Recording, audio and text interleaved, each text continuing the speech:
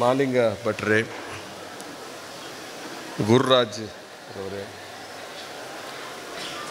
ವಿಶೇಷವಾಗಿ ಈ ಒಂದು ವೇದಿಕೆಯಲ್ಲಿ ಈ ರಜತ ಸಮಾರಂಭ ಸಂದರ್ಭದಲ್ಲಿ ನಿಮ್ಮ ಎಲ್ಲರ ಪ್ರೀತಿಯ ಒಂದು ಸನ್ಮಾನವನ್ನು ಸ್ವೀಕಾರ ಮಾಡಿದಂಥ ಉದಯ್ ಕುಮಾರ್ ಅವರೇ, ಶಾರದಾ ಉದಯ್ ಕುಮಾರ್ ಅವರೇ, ಈ ಸಂಸ್ಥೆಯ ಎಲ್ಲ ಪ್ರಾಚಾರ್ಯರೇ, ಶಿಕ್ಷಕ ವೃಂದದವರೇ, ಆಹ್ವಾನಿತ ಆಡ್ಯಗಣ್ಯ ಮಾನ್ಯರೇ, ಹೆತ್ತವರೇ, ಪೋಷಕರೇ, ಪ್ರೀತಿಯ ಮುದ್ದು ಮಕ್ಕಳೇ, ಪತ್ರಿಕಾ ಮಾಧ್ಯಮದ ಸ್ನೇಹಿತರೆ, ಬಾಯಾರು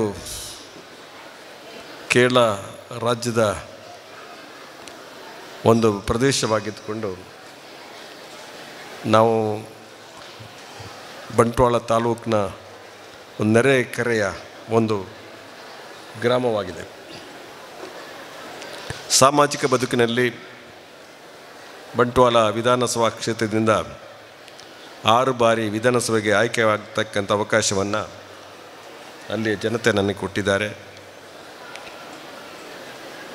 ಸಾಮಾಜಿಕ ಕೆಲಸ ಕಾರ್ಯಗಳಲ್ಲಿ ಕೇರಳ ರಾಜ್ಯಕ್ಕೆ ಸಂಬಂಧಪಟ್ಟಂಥ ಮಂಜೇಶ್ವರ ಇರ್ಬೋದು, ಕಾಸರಗೋಡು ಇರ್ಬೋದು, ಇಲ್ಲಿಯ ಜನರ ಜೊತೆ ಒಂದು ರೀತಿಯ ಸಂಬಂಧ ಮೊದಲಿಂದ ಬಂದಿದೆ ಅಂತ ಹೇಳ್ತಕ್ಕಂಥ ಮಾತನ್ನು ಹೇಳಲಿಕ್ಕೆ ಇಷ್ಟಪಡ್ತಾಯಿದ್ದೀನಿ.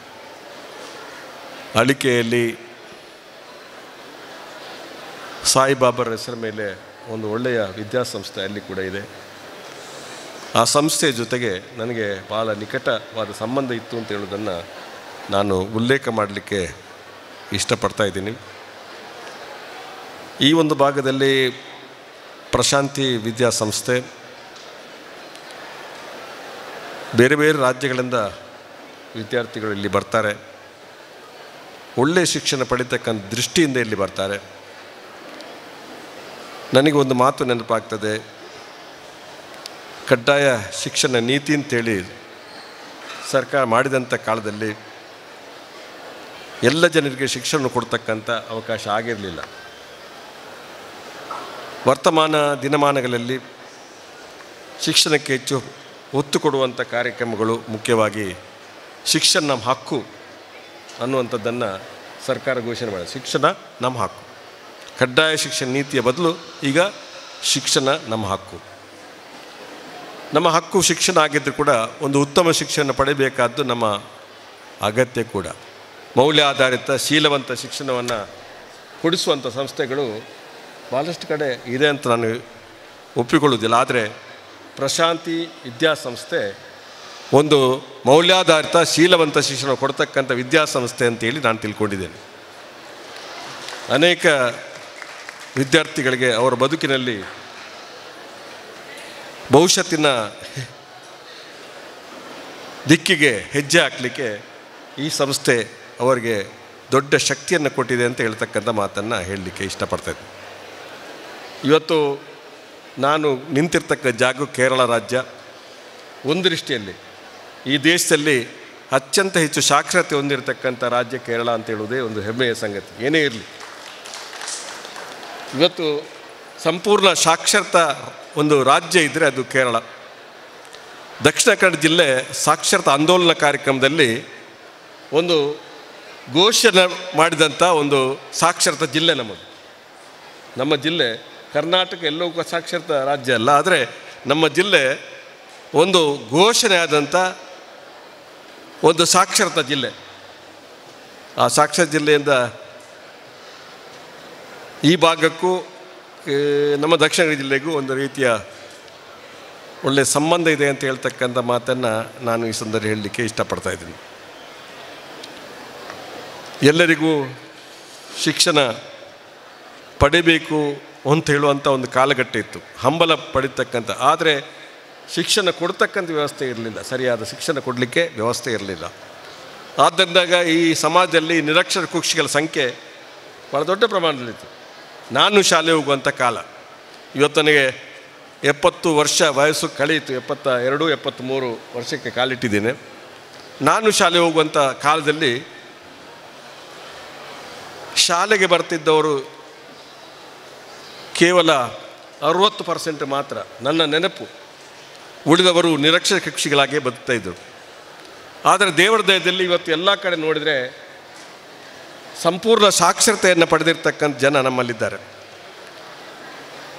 ನಮಗೆ ಒಂದು ಶಿಕ್ಷಣವನ್ನು ಪಡೆಯುವಂಥ ಅವಕಾಶ ಇದ್ದುಕೊಂಡು ನಾವು ಸಮಾಜಕ್ಕೆ ನಮ್ಮಿಂದೇನು ನೀಡಬೇಕು ಅನ್ನುವಂಥ ವಿಚಾರವನ್ನು ಕೂಡ ತಾವು ತಿಳ್ಕೊಳ್ಬೇಕು ಅಂತ ಹೇಳ್ತಕ್ಕಂಥ ಮಾತನ್ನು ನಾನು ಈ ಸಂದರ್ಭದಲ್ಲಿ ಹೇಳಲಿಕ್ಕೆ ಇಷ್ಟಪಡ್ತಾ ಇದ್ದೇನೆ. ನಾನು ಒಂದು ಮಾತನ್ನು ಹೇಳಿದೆ, ಶಿಕ್ಷಣ ಎಲ್ಲರಿಗೂ ಪಡೀತಕ್ಕಂಥ ಅವಕಾಶ ಇಲ್ಲದಂಥ ಒಂದು ಕಾಲ ಇತ್ತು. ಆದರೆ ಇವತ್ತು ಬದಲಾದ ಪರಿಸ್ಥಿತಿಯಲ್ಲಿ ಬದಲಾವಣೆಯ ಒಂದು ದಿಕ್ಕಿನಲ್ಲಿ ಬಹುಶಃ ಎಲ್ಲರೂ ಶಿಕ್ಷಣ ಪಡೆಯತಕ್ಕಂಥ ಕೆಲಸವನ್ನು ಮಾಡ್ತಾಯಿದ್ದಾರೆ, ಶಿಕ್ಷಣ ಪಡೀತಾ ಇದ್ದಾರೆ. ಪ್ರತಿಯೊಬ್ಬರು ಹೆತ್ತವರು ಮತ್ತು ಪೋಷಕರು ಅವರ ಅಪೇಕ್ಷೆ, ನನ್ನ ಮಗ ಒಳ್ಳೆಯ ಶಿಕ್ಷಣವನ್ನು ಪಡೆಯಬೇಕು, ಅದಕ್ಕೆ ಒಳ್ಳೆಯ ಶಿಕ್ಷಣ ಎಲ್ಲಿದೆ ಅಂತೇಳಿ ಹುಡುಕೊಂಡು ಬರುವಂಥ ಕಾಲಘಟ್ಟ ಇದು. ನಾನು ಮಂತ್ರಿ ಆಗಿದ್ದಾಗ ಒಬ್ಬರು ನನ್ನ ಜೊತೆ PA ಇದ್ದರು. ಅವರೊಂದು ದಿವಸ ನನಗೆ ಒಂದು 15 ದಿವಸ ರಜೆ ಬೇಕು ಅಂತ ಕೇಳಿದರು. ನಾನು ತಮಾಷೆಗೆ ಹೇಳಿದೆ, ಯಾಕೆ 15 ದಿವಸ ರಜೆ ಯಾಕೆ ಅಂತ. ನನ್ನ ಮಗಳ ಪರೀಕ್ಷೆ ಇದೆ ಸರ್, ಅದಕ್ಕಾಗಿ ನಾನು 15 ದಿವಸ ರಜೆ ಅಂತ. ಬಹುಶಃ ಯಾವ ಕಾಲಘಟ್ಟಕ್ಕೆ ಬಂತು. ನಾವು ಶಾಲೆ ಹೋಗುವಾಗ ಪರೀಕ್ಷೆ ಇತ್ತೋ ಇಲ್ಲೋ ಅಂತೇಳಿ ನಮ್ಮ ತಂದೆಯವರಿಗೆ ಅಷ್ಟು ಹತ್ರ ಮಾಹಿತಿ ಇರಲಿಲ್ಲ. ಆದರೆ ಯಾವ ಕಾಲಕ್ಕೆ ಬಂದೆವು ಅಂತೇಳಿದರೆ ಮಕ್ಕಳ ಶಿಕ್ಷಣಕ್ಕೆ ಉತ್ತೇಜನ ಕೊಡೋ ರೀತಿಯಲ್ಲಿ ಅವರ ಪರೀಕ್ಷೆಗೆ ಉತ್ತಮ ಬರೆದು ಒಂದು ಒಳ್ಳೆಯ ಸ್ಥಾನಮಾನಕ್ಕೆ ಹೋಗಬೇಕು ಅಂತೇಳಿ ಒಬ್ಬ ಸರ್ಕಾರಿ ಅಧಿಕಾರದಲ್ಲಿ ಇರ್ತಕ್ಕಂಥ ವ್ಯಕ್ತಿ ರಜೆ ಆಗ್ತಾನೆ ಅಂತ ಹೇಳಿದರೆ ಶಿಕ್ಷಣಕ್ಕೆ ಎಷ್ಟು ಮಹತ್ವ ಉಂಟು ಅಂತ ಹೇಳ್ತಕ್ಕಂಥ ಮಾತನ್ನು ನಾವು ಅರ್ಥ ಮಾಡಿಕೊಳ್ಬೇಕಾಗಿದೆ. ಇವತ್ತು ಈ ಒಂದು ಶಾಲೆಯಲ್ಲಿ ಒಳ್ಳೆಯ ಶಿಕ್ಷಣ ಕೊಡ್ತಕ್ಕಂಥ ಗುರುಗಳು ಅದು ನಿಮಗೆ ಒಳ್ಳೆಯ ಶಿಕ್ಷಣವನ್ನು ಕೊಡುತ್ತಾರೆ ಅಂತ ಹೇಳೋದಕ್ಕಂಥದ್ದು ಕೂಡ ಭಾಳ ಮುಖ್ಯ ಆಗಿರ್ತಕ್ಕಂಥದ್ದು.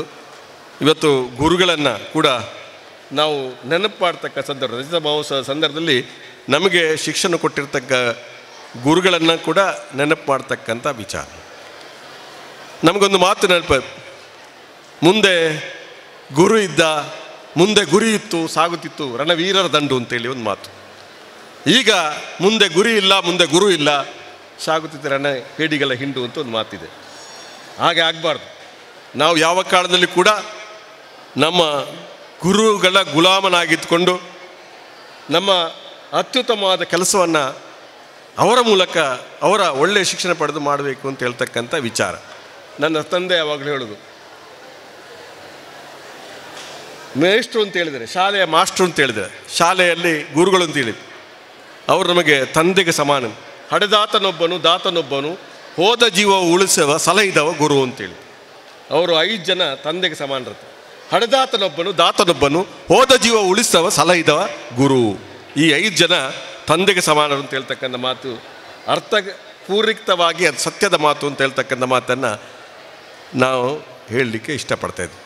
ಇವತ್ತು ಈ ವಿದ್ಯಾಸಂಸ್ಥೆಯಲ್ಲಿ ಒಳ್ಳೆಯ ಶಿಕ್ಷಣ, ಶೀಲವಂತ ಮೌಲ್ಯಾಧಾರ ಶಿಕ್ಷಣ ಕೊಡ್ತಕ್ಕಂಥ ಒಂದು ಸಂಸ್ಥೆಯಾಗಿದ್ದುಕೊಂಡು ಬಹುಶಃ ಈ ಪ್ರದೇಶದ ಜನರ ಒಂದು ಹೆಚ್ಚು ಅವರ ಗಮನವನ್ನು ಸೆಳೆಯತಕ್ಕಂಥ ಒಂದು ಸಂಸ್ಥೆಯಾಗಿ ಇವತ್ತು ಬೆಳಗ್ತಾ ಇದೆ ಅನ್ನುವಂಥದ್ದು ಕೂಡ ಈ ಒಂದು ಸಂದರ್ಭದಲ್ಲಿ ನಾನು ನೆನಪು ಮಾಡಬೇಕಾಗಿದೆ.